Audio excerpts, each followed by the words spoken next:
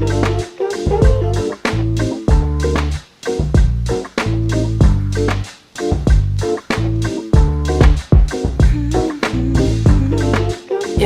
yeah, yeah, yeah, yeah, yeah,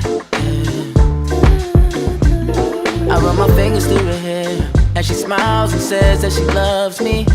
Isn't it lovely when the one you lusting is the one you're loving? Welcome back to the show. It's been so long. Lauren Fix the Car Coach. Hi.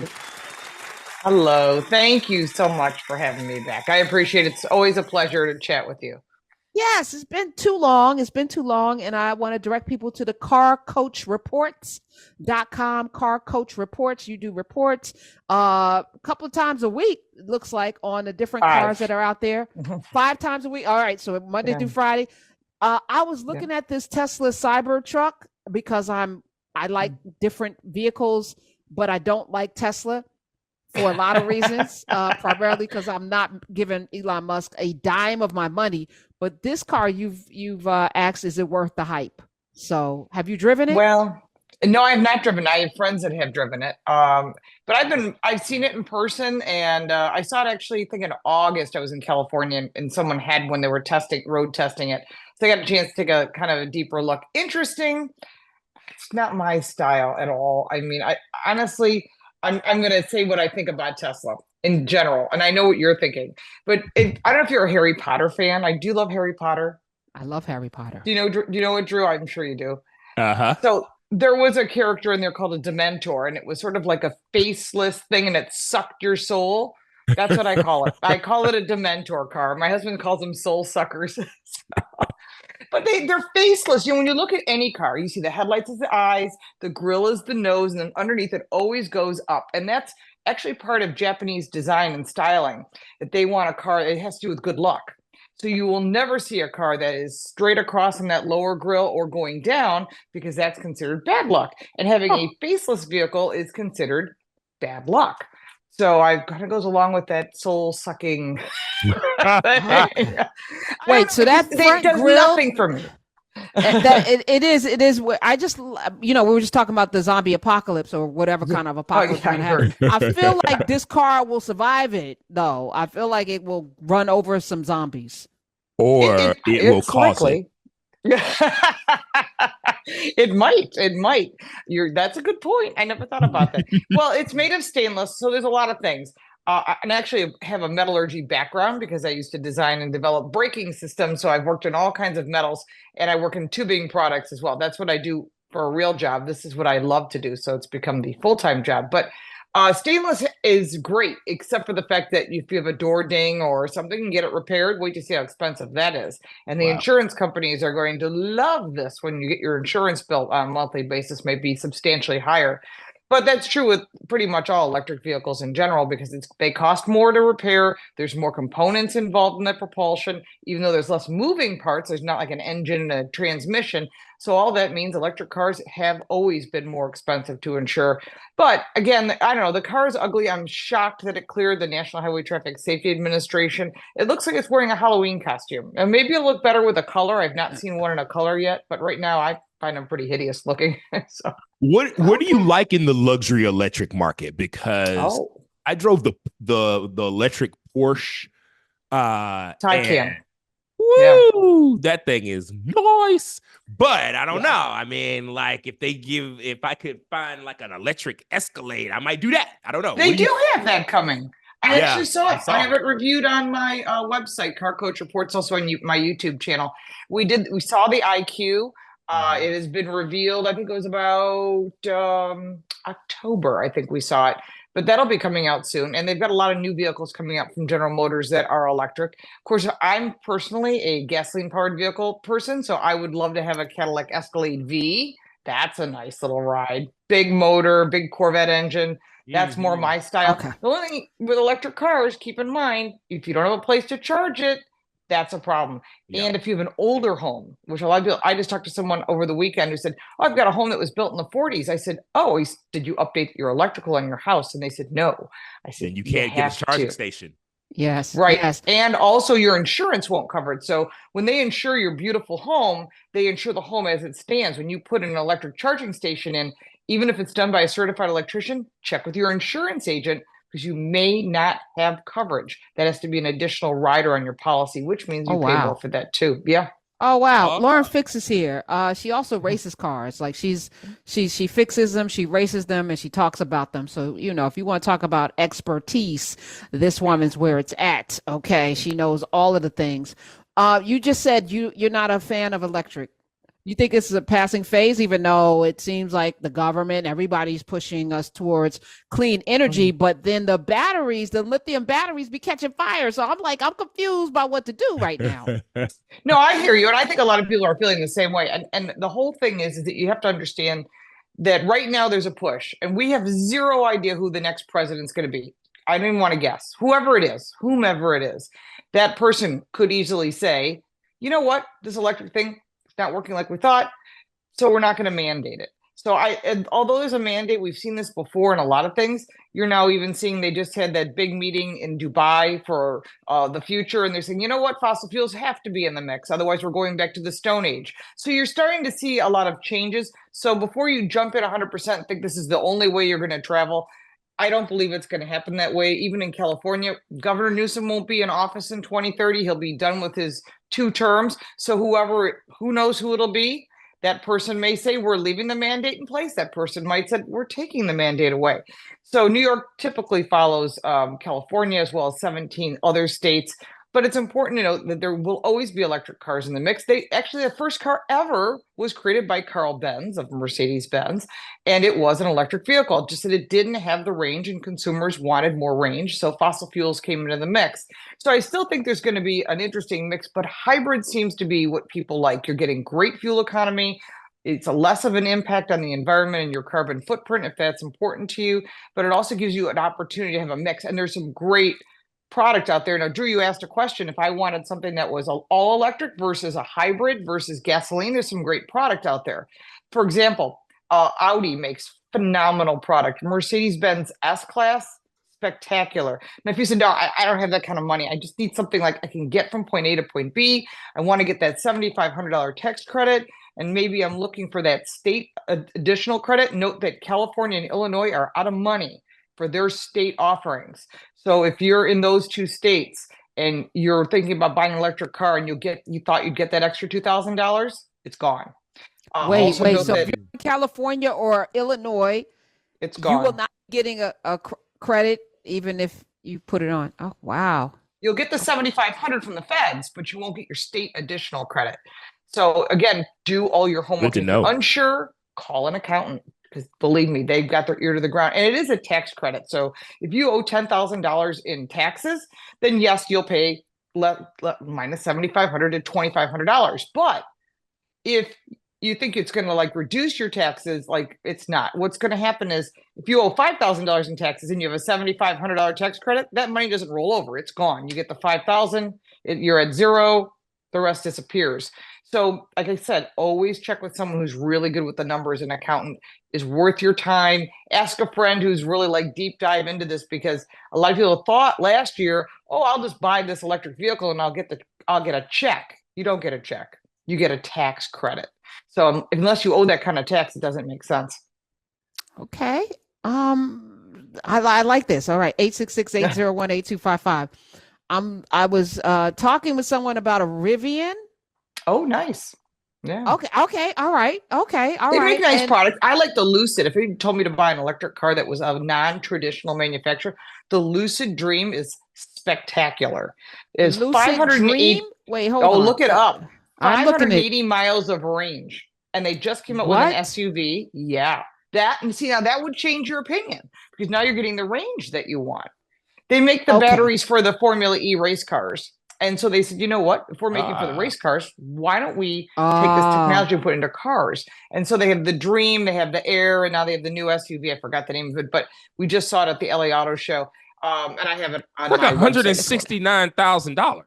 It's not your average car. It's called the Gravity. It's called the Gravity. Well, here's the thing. Thank you. So first of all, the Rivian's under 100, and they have a pickup because I'm for some reason been doing a lot of what do you call that? the pickup? It's an R1T is the truck and R1T, R1S right. is the SUV. They only make Right. two. So I could put stuff in the back and not mess up, you know. And in the front. But Ford makes a Lightning truck. You could do the same thing. And Chevy has a Silverado EV coming. And of course, you're going to have the Cadillac Escalade, which is going to have a front, they call it a frunk. Wait a or minute. trunk area. Okay. The Cadillac is nice. All right, hold on. Lauren, you give me a headache. Okay. Sorry, I could go on and on. I love cars. So first of all, I'm not spending the price of a house on a car. So the Lucid ain't gonna be in my budget. Even, all right, let's back down to something normal then. If Yes. it were me and you said I had to buy an electric, reasonably priced car, personally, I like the Hyundai Ioniq 5 or the Kia EV6. Both phenomenal vehicles.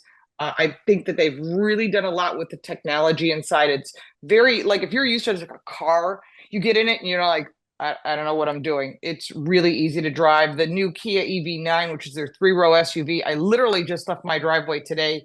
The review is already up. And I think they did a phenomenal job. But I even talked to some of these manufacturers and I said, what are you going to do if this is not a mandate for electric vehicles? They said, oh, don't worry. We've got all of our chassis designed to become hybrids. I like that. That's smart. Now, that EV9 was a hybrid all day long. They'd sell them like Tellurides, which the dealers call Cellurides, because they can't keep them on the lot. You know what's powerful about that? Lauren Fixes here, the car coach. When we were coming up, the Kia and the Hyundai were considered, low budget cars. It's a Kia and the Hyundai. You would get played for pulling up in a Kia. Yes, you would. Yeah. But now, when I saw that Ioniq, I think it was Jason Bateman's in a commercial. I was like, that thing is nice. I think it's really nice. And so now you're telling me they are, but the Koreans, I think they're both Korean cars. They really are smart with how they put, like they could see into the future or something. They knew how to take the market. So what they did was they also have a premium luxury line, which I'm a super fan of, called the Genesis. They make a GV60, which is a cute little car, and you can go up to the GV80. I've driven all of them. But I will tell you this. What the Koreans did is they looked at what the Americans were doing and they said, what are they doing wrong? Well, they make all these like too many packages. They said, we're going to package this all so it's just 3 or 4 different trim levels. What else? What are the Japanese doing wrong? Well, they've got 3 or 36,000 mile warranties. We're going to offer 10-year, 100,000 mile warranties across the board. Wow. 10-year, 100,000. Wow. So that was like, bam. So now, especially during COVID, when people were like scrambling for cars, they've gone up like rocket ship. And their car product, and initially, I know when they first came here, they were like a VinFast product. You were like, I don't know, I'm going to be seen in that. But now you look at the product that they're delivering from their low end to their high end, and it's like, wow, these are well put together vehicles. I have a video posting in a couple of days on the 2024 Hyundai Santa Fe. Like mind-blowing, different looking. It's a hybrid technology, so you're going to get the gasoline for long distances, the electric for cruising around town, and all the technology that you want, because people want Apple CarPlay and Android Auto. They want that. No, you're right. By the way, just before we went live, General Motors announced they're removing Android Auto and Apple CarPlay from their vehicles. I think that's a stupid, foolish move, personally. Oh, so do I.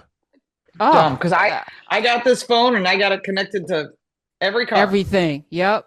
Lauren Fixes I don't even here. use the GPS or the navigation system that comes with my vehicle. I use the one that's on my iPhone.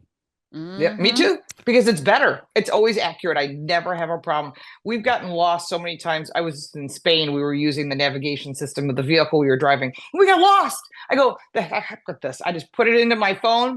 Boom. No problems. I mean, we've all got so used to that integration from our iPads to our computers to our car, that just nice, smooth transition. And that's what the future will hold, is that you can be on a phone call and jump right to your car.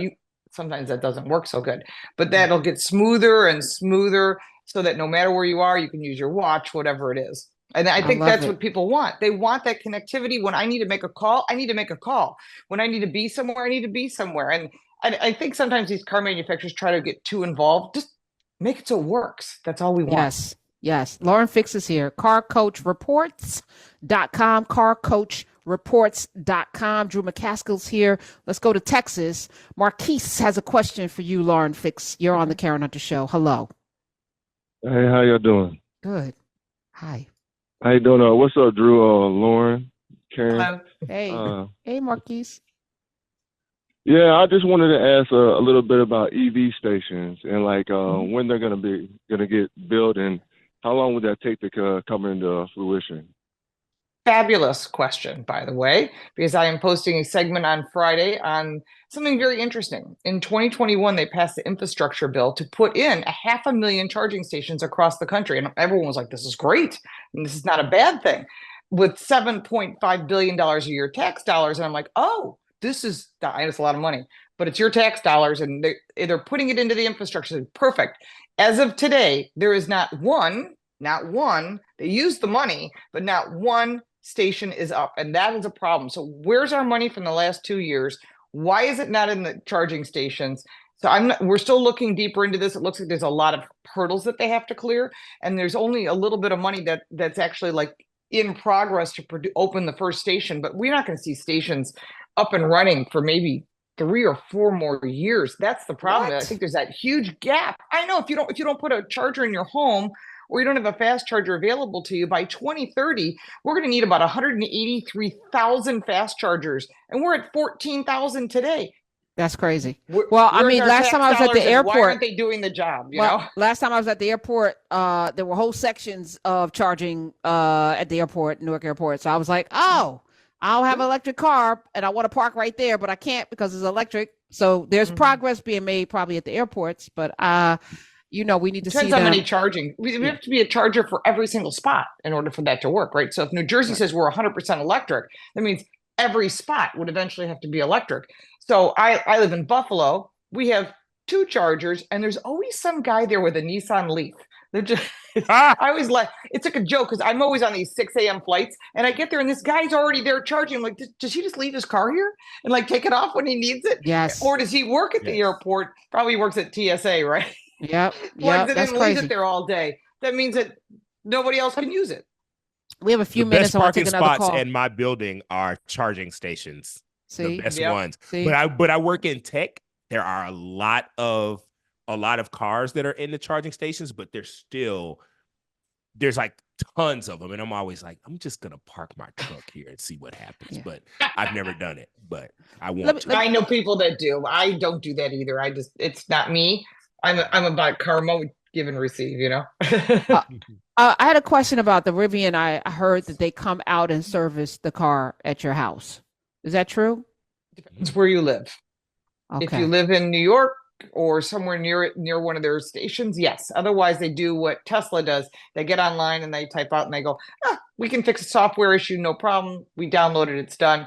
If it's a problem, like a friend of mine had who lives in Delaware, who had a Model 3 that totally died on him, they said, we can't fix it, it's something else. They came and picked up the vehicle and it was gone for 2 months. I said, his name is Mike. I go, Mike, how you getting to work? Because he runs a radio station. He goes, I have to take an Uber. I go, how is that? He goes, they gave me an Uber card. So he had to take an Uber card. He finally said, the heck with it. He says, I'm done. He says, I'm done with electric cars. So when his Tesla came back, he sold it through Vroom and he bought something. I go, what'd you buy? Thinking he's going to buy like something else, right? He bought a BMW M3.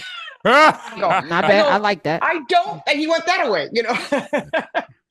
All right, we got time for another call. Drew McCaskill, Lauren Fix the Car Coach Reports.com. Joy in California. Joy, hi. Hi, thank you so much for the information. But Lauren, I just wanted to share that last year we went to look for a car for our son, and we did look at the Kias. We did look at the Genesis line. Nice. And as it turns out, that 100,000 mile. Uh-oh. So it's not part of we lost part of it. What happened? The 100,000 mile what now? The 100,000 mile warranty, you have to buy it. So it's an add-on. It doesn't come as part of that shouldn't. That sounds like a dealer who's not treating you properly. And there's new laws for that coming out that start in July, by the way. That is standard on all Kias, Hyundais.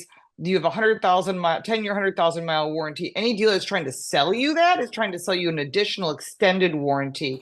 That and that should be transferable to whoever the next owner is. So when you go to look at those things, this is why I have another channel called Car Smarts, because I'm always informing people, and I'd rather have you email me and say, hey, through my website, Car Coach Reports, and say, I got a question, because I would have answered you immediately to tell you they are sticking it to you because that's an extended warranty program. Factory is 10-year, 100,000 mile, and that includes on an electric vehicle. You get the driveline covered too for the battery. Come on through. And thank you. Enjoy buying the son a car. You better do that. Michael on Twitter wants to know about the hydrogen cell fuel technology. I'm not familiar with that, but we only got a minute. All right. BMW's working real heavily on. I drove a BMW X5 hydrogen. So cool. You can charge up your electric vehicle immediately, like a gas tank. 4 minutes. It's that fast. What? This technology is already working on it. BMW showed it to us. We tested it just in September. I know Hyundai's working on it. Audi's working on it. Mercedes, BMW, they're all working on it. So this could be potentially one of the solutions to allow electric vehicles if you want them. And it works in combustion engines too, much like synthetic fuel. Well, we need you to keep coming back, Lauren Fix. I'm glad we reconnected. Thank you. Thank you for joining us. CarCoachReports.com. Lauren Fix, the Car Coach. Thank you so much. Good